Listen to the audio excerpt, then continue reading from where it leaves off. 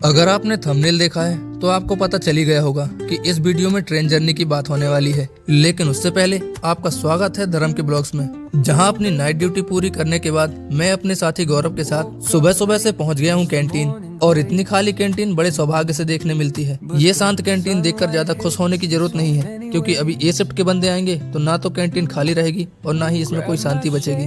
खैर, मैंने सबसे पहले जाकर अपने हाथ धोए और फिर जाकर चेक किया कि आज नाश्ते में बना क्या है। दूर से तो मुझे लगा कि पोहा बना है शायद, लेकिन पास जाकर देखा तो और कंफ्यूज हो गया। ये तो देखने में पुलाव और चाइनीज का मिक्सचर लग रहा है। मैंने गौरव से पूछा कि ये क्या है। गौरव उस्ताद ने कहा कि अभी खा के बताऊंगा। तब मैं समझ गया कि इसे भी उतना ही पता है जितना मुझे। फिर मैंने सोचा क्यों ना कैंटीन स्टाफ से ही पूछा जाए। कैंटीन स्टाफ ने बताया कि ये नमक वाली सेवइयां हैं। इस डिश का नाम सुनने के बाद हमारे गौरव उस्ताद का रिएक्शन तो आप देख ही सकते हैं। गौरव को इतने आश्चर्य में देखने के बाद मुझे समझ में आ गया कि इसने क्यों कहा था कि अभी खा के बताऊंगा। अब चौंक कर खड़े रह जाने से तो कुछ होगा नहीं। मैंने गौरव से कहा कि चलो प्लेट उठाओ और सबसे पहले नाश्ता लो। नाश्ता लेने के बाद अब बारी है इसे टेस्ट करने की। मैंने इसे खाया तो है, पर लास्ट बार कब खाया था ये भी याद नहीं है। तो अब बारी है कि इसकी पहली बाइट ली जाए।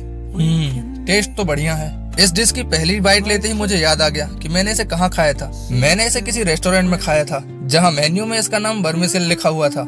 अब याद आ ही गया है तो क्यों ना जल्दी जल्दी इसे खत्म भी कर दिया जाए। नाश्ता खत्म हुआ तो गौरव उस्ताद ने कहा नाम बताऊं या चलें। मैंने कहा रहने दो, इससे पहले कि गौरव उस्ताद कोई और नया नाम बताए मुझे यहाँ से निकल जाना चाहिए। तो अपनी ड्यूटी और मॉर्निंग ब्रेकफास्ट करने के बाद मैं सीधा रूम आ जाता हूँ। रूम आने के बाद मेरा पूरा टाइम हमारा सामान पैक करने में ही निकल जाता है। वही मास्टर साहब ने भी खाना बनाकर तैयारी पूरी कर ली है। सब कुछ पैक करके बस अब निकलना ही है। तो सारी तैयारियां करने के बाद मैंने इस शहर को पीछे छोड़ दिया, और इस शहर को पीछे छोड़ने के लिए मैंने ऑटो का सहारा लिया। ऑटो पर अपना सारा सामान रखने के बाद हम पहुंच जाते हैं रेलवे स्टेशन। रेलवे स्टेशन पहुंचकर एक चीज तो पता चल गई कि कोई त्योहार हो या ना हो, स्टेशन और ट्रेन में भीड़ जरूर होगी। थोड़ी देर इंतजार करने के बाद हमारी गाड़ी भी प्लेटफॉर्म पर आ जाती है। ट्रेन में बैठने के बाद सबसे पहला काम, जो कि लगभग हर लड़के करते हैं, मैंने भी किया, और वो काम है एक डाउनलोडेड मूवी को देखना। मैंने धुरंधर मूवी डाउनलोड कर रखी है, जो कि नेटवर्क नहीं होंगे तो इस जर्नी का सहारा बनेगी।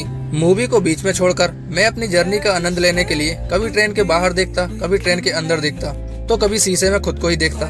रास्ते में आने वाले स्टेशनों पर रुककर ट्रेन धीरे धीरे आगे बढ़ती है और अपने गंतव्य की ओर प्रस्थान करती है। ट्रेन का चलना जारी रहता है और शाम से रात हो जाती है। रात को ट्रेन पहुंचती है अहमदाबाद में, और अहमदाबाद का ये फेमस लोकेशन देखकर तो आप बता ही सकते हैं कि अभी हम कहां पर हैं। अहमदाबाद पहुंचने के बाद मैंने अपना खाना खत्म किया और फिर सो गया।